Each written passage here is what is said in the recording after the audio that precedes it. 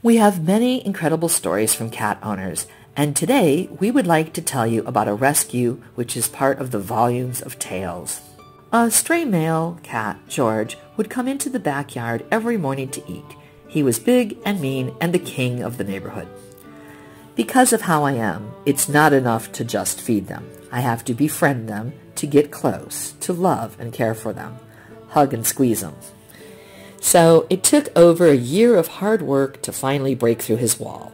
A touch here and there, to short spurts of scratching behind the ears.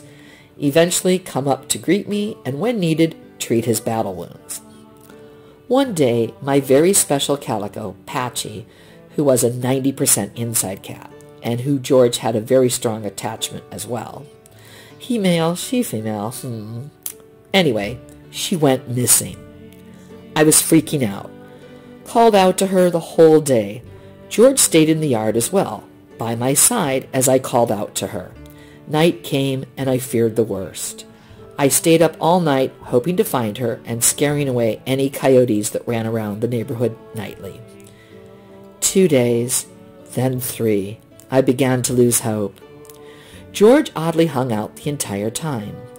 And then it rained. Hard. I was heartbroken. I thought I lost my baby girl, who was just barely a year old. After the rain, I decided to try again. I looked at George with a desperate plea. "George, where is she? Go find her, George. Go bring her home." Later that day, I stared out the window for hours, fed my cats, and went to bed. The next morning at breakfast, I noticed no George, and I thought, oh no, something got him and Patchy too. Filled with panic and fear, I paced outside, calling out to both. I'm certain my neighbors deem me the crazy cat lady by now. My boyfriend at the time was in the kitchen when I came back into the house. His expression was as if to say I was wasting my time. But I refused to give in to his feelings and stubbornly stared out the window into the backyard and watched the rain begin to fall again. Then I saw a cat at the very back of the yard on the brick wall. The yard was large, narrow, but deep in length. I realized it was George. Soaked and covered with mud, he was making his way across the wall, but stopped and kept looking behind him, stopping and sitting to look behind him. Then there she was.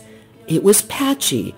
My beautiful calico kitty was barely recognizable, all gray, skinny, flattened out ears, slowly walking low on the surface of the brick wall. I screamed out, "Patchy?" She heard me, and her head rose.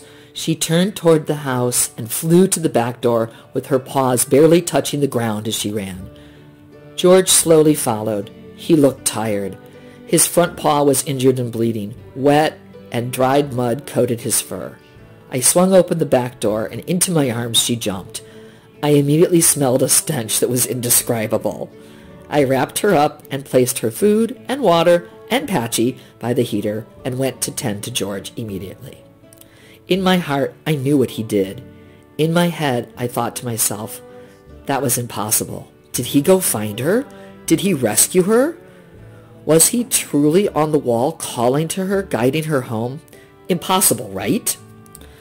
One of his claws had been torn away, and the other were raw and oozing. Cold and starving, I coached him to the back porch on a heated towel and warm milk, and a leftover roast from the night before with warm gravy on a plate just for him.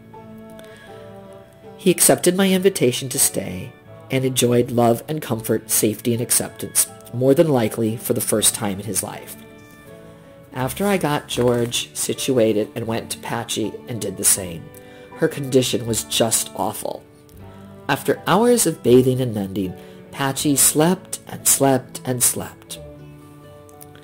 George wasn't quite ready to allow me to bathe him, but he did allow me to assess his injuries. My best guess, while applying antibiotic ointment to his scratches, cuts, and torn claw. I found slivers of wood. He dug her out from somewhere, or got trapped with her and dug them out together. He found her, and he saved her and brought her home. That I'm certain of. Why would he be up on the wall, move forward about a foot, and stop? sit down and look behind him, and meow. I saw his mouth to know he meowed, and repeat it to the center of the wall in the rain until Patchy appeared on the wall, obviously following his prompts to follow him. Everyone says wishful thinking and my love for animals will turn coincidences into miracles in my head. But his behavior, following her to the porch, both in the same condition, and allowing me to help him, was his way to say, maybe, "There, I did what you asked. I brought her home." After that day, George and I became very close. Once in a while, he'd stroll into the house and lay on the kitchen floor for a few moments, as if to say, "Hi, how you doing?" He knew I knew.